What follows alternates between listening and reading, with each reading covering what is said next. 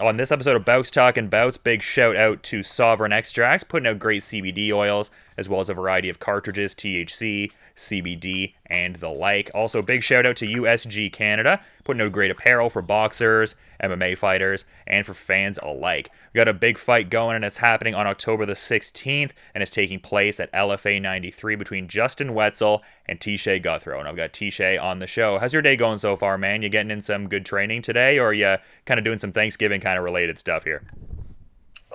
To be honest, I'm just relaxing today. I got drinking a lot of water. Um, I got a breakdown with my coach at 3, just going over the game plan. And then tonight around 8, we're going to do some pads and go right through the fight, because I'll probably be fighting around that time. So we like to get in the work around that time. Yeah, absolutely. And I'm kind of wondering when you got wind of this fight, like when did it initially get on your radar and you realized that you'd be competing for LFA here? Wednesday morning, my manager, he sent me the name of this guy, and I checked him out. It was for LFA, and talked to my coaches. I was down right away. It was up to them to make the final decision. And Wednesday night, we kind of knew we'd be fighting. Yeah, and I'm kind of wondering what your, I guess, assessment of your opponent is, because I noticed he was on a 4 fight win streak, and he won his LFA debut in pretty short order last time out. Training with Elevation Fight Team guys like Corey Sandhagen and whatnot. Like, how familiarized are you with Justin Wetzell's skill sets, and where do you see his, I guess, like main tools and just main skills coming from? I feel like I know him. Like I haven't had a full camp to study him and all that, but I've been doing a lot of studying, just getting to know him as a fighter, his skill set, him as a person, watching videotape on him. I like to know everything about my fighter, and I'm extremely confident. His skill set I find matches up perfect with mine. I see a lot of holes in his game where I can expose him, and I feel like once I control the range, I can control the fight, and wherever I want to take it, I'm gonna take it. If I feel like I'm better off taking him down and beating him up, I will there. Or if I feel like just striking with them, I feel like I can do that, not get touched, leave the cage looking pretty as always. Yeah, I get what you're saying for sure, man. I'm kind of wondering what the feeling is in a lot of ways, though, because like the last time we talked, there was some dialogue about getting on that King of the Cage card, and then obviously everything with the pandemic kind of took hold, and it seemed like you generally had a good attitude about everything going on. Was there a point where anything got frustrating though? And if that was the case, like how good does this moment feel poised to be making your debut with a huge show in LFA? Yeah, March sucked. I was pretty pumped to fight for King of the Cage, just because like the camp I put in. It was mainly the camp I put in. It was 2 months hard work. Just got started with my strength and conditioning coach, so we're looking forward to seeing what that came. And then yeah, COVID hit. It sucked, but it's okay. I feel like everything else happens for a reason, right? I'm in no rush. I'm young. COVID was kind of great. I got to work on a lot of things, build my body even more, my mindset. And once gyms opened back up, we were just hitting it hard, going 3 days. And I wasn't looking to fight this guy so early. I told my manager end of October, early November, but this fight came up, and my coaches were with it. I was with it. I'm feeling good. So we decided to take it. Yeah, and the body's right. As long as the body and the mind's right, I'm right. And it seems like Forge Fitness Welland has been a big part of some of the recent strength and conditioning efforts. That seems like it's really paying dividends for just your overall MMA game, just having like the strength base underneath it to accentuate the razor sharp technique even further. Yeah, no, for sure. It's crazy. I never had a strength conditioning coach before. But yeah, Zach Spinoza, he's doing wonders with me. Not even my strength and conditioning, but I mean like my balance, the way I move. I feel like an athlete now. I can jump. It's crazy. I understand my body. What it brings to mixed martial arts is crazy because like my wrestling's gotten 10 times better. My jiu-jitsu, I think it's all because I understand my body and how to move my hips and move my body the way I want and control things. and it's really developed me as an athlete. I've never felt so athletic, to be honest, and I have power now, and I can't wait to show that off. Yeah, definitely something that underscores the skills you already have there. And I mean, I was checking out a video you posted a little bit ago about just the, I guess, origins of Niagara Top Team, how it kind of started as like, road warriors at, Parabellum, and you were one of the OGs early on, like Blue Star Basement and Brock Smallroom and, Defart's Basement and all of that. Can you kind of talk about the Niagara Top Team lineage and just, the timeline and just how it's progressed to where it's at now is, one of the best teams in the country, I'd say. Yeah, man, it's crazy. Like, we all knew it was gonna happen. Like, it was just time. We're like, that was it. We were just putting in work in places that, like, just basements, right? Just getting in that hard work. But we believed in the work. We believed in the process, and now everything's falling together. And this is just a small step, like, for all of us, even for Aaron. This is main event. You know what I mean? It's just a small part in the bigger picture, in a bigger dream that we're all going to get to. And it's just us staying strong as a team, keep showing up every day, twice a day, 3 times a day, doing what our coaches say, and training smart. And it's going to pay off this Friday.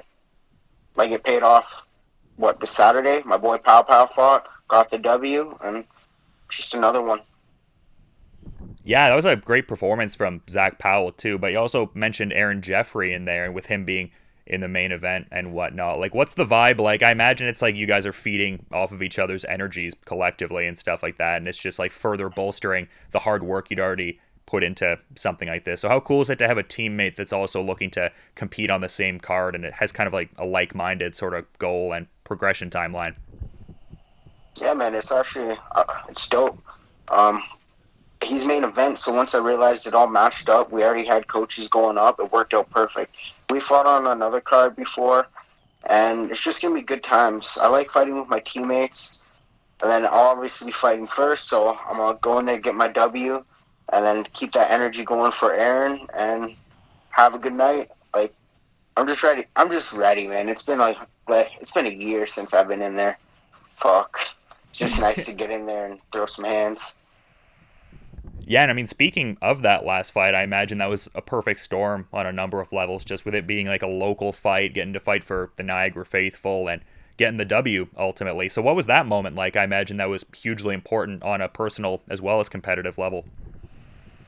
Yeah, it was great. I like fighting at home, but I realized I like fighting not at home more. I don't know. I like going to other countries and taking out their guys. It's just, I don't know, brings a little something out in me. You know what I mean?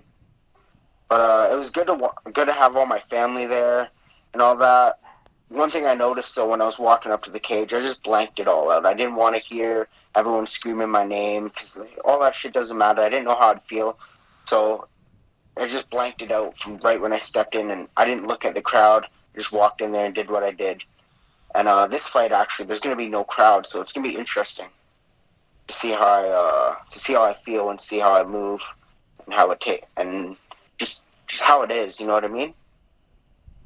Yeah, have you taken much into account, like how that might affect your performance at all, or is it just kind of like see what it's like once you're there because it's kind of unfamiliarized? Like, is there some level of visualization you try to do to imagine what that set of circumstances would be like?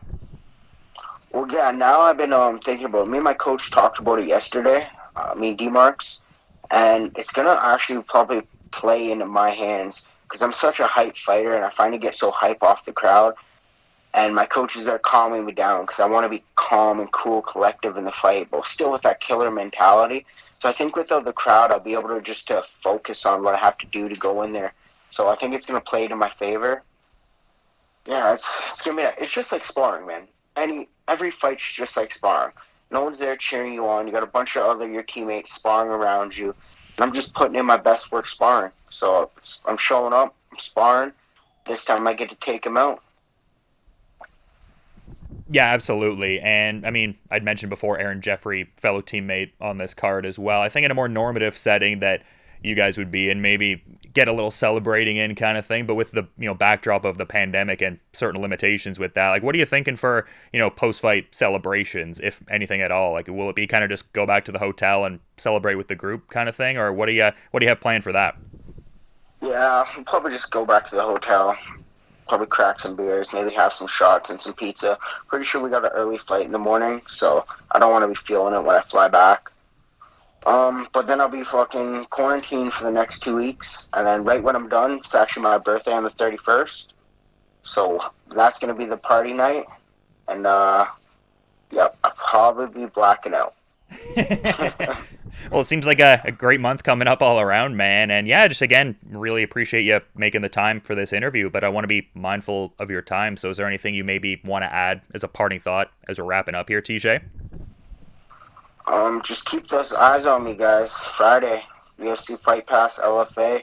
I'm coming to take this guy's head off. It's been a long time, so I'll be zoned in, focused. That's what it takes. And shout out to NTT, all my training partners, everyone that's helped me along this way, all my coaches. Yeah, Forge Fitness, everyone, Parabellum. We're just going to show all the work that we put in. And shout out to Bearded Bites, Maddie Spesh, my nutritionist. Going to make this a nice, easy weight cut. Absolutely. That's it. Yeah, it's going to be a great fight, man. I'm really stoked to see you out there and just the improvements you've made since the last time you've been out there. And just, yeah, great tilt all around. Couple great prospects going at it when Justin Wetzell and Teshay Gouthro fight at LFA 93 on October 16th. Thanks for the time, and just, yeah, hopefully you enjoy the rest of your day there, Teshay. Best of luck with the remaining part of your fight preparations here. Yes, much appreciated. One more shout out. I got to shout out my manager, Vice Sports Group. I wouldn't be having this fight without you guys, so much love.